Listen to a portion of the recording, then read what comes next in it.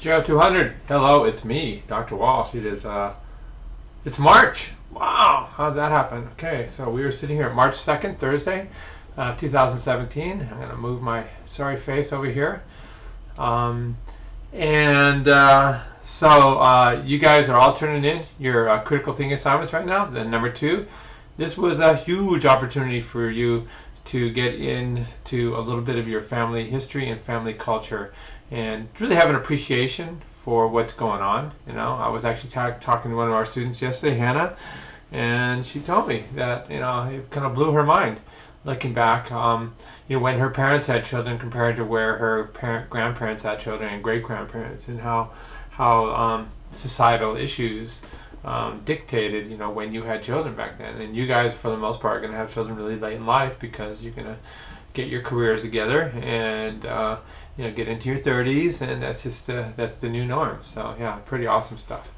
Alrighty, I'm here in the announcement page, and I'm just going to scroll down here and just remind you, if you're faltering, okay, that right here, I'm going to move my face over here, is where I described CT2, so you can watch this video if you haven't watched it. It tells you how to do it, and it gives you links to these different types of websites that you can use. And this one right here in particular is a YouTube that tells you how to use PowerPoint or Microsoft Word. That would be the most low-tech thing you could do. Okay, to remember what Julia said right here, okay, and John, that's me, okay, about what's coming up, okay, for your family tree. Follow the directions, okay. So it's pretty straightforward. I'm sure you've already done it, but if you come over here to the critical think assignment and we click on it and we see CT2,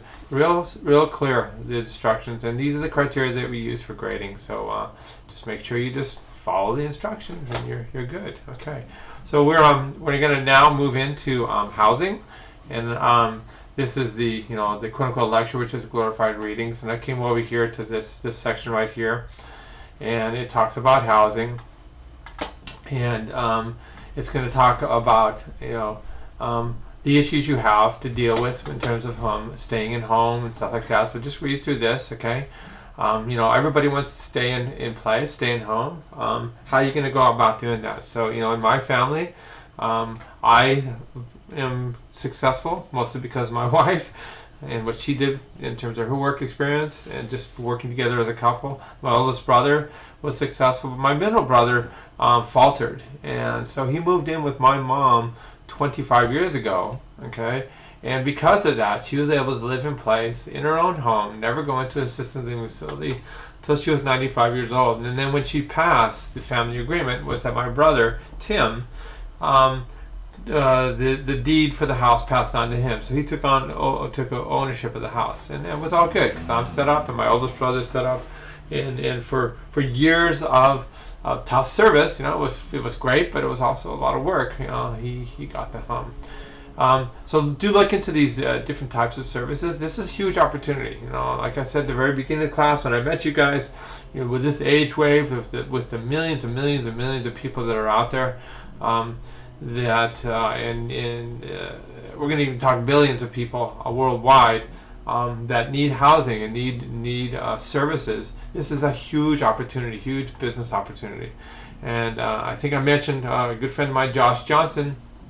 So he was the CEO of a small assisted living facility down here in Aliso Viejo, and he did pretty well. He made a couple $100,000 a year, I think. And then he got contacted by a group right outside Beijing, China, and they have an enormous swelling aging population that because of the culture and the one-child policy, a lot of them have nobody to help them, and so they're looking for programs that will help this ever-growing aging population. And so he was recruited over there to Beijing to set up a number of assisted living facilities, and his salary was something like $600,000 a year, and he's been over there for 5 years banking this, and then he's going to come back later on. Okay, alrighty. So we come back over here and we look into our discussions. Okay, and So this is a discussion that just finished right here, okay? And you guys are doing a great job, okay, on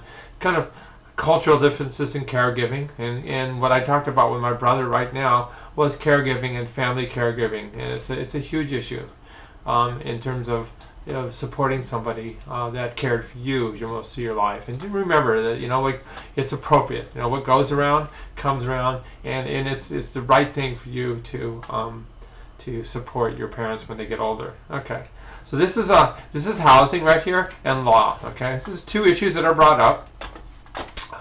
I encourage you to watch this video about elder abuse. Remember we met last week about financial planning.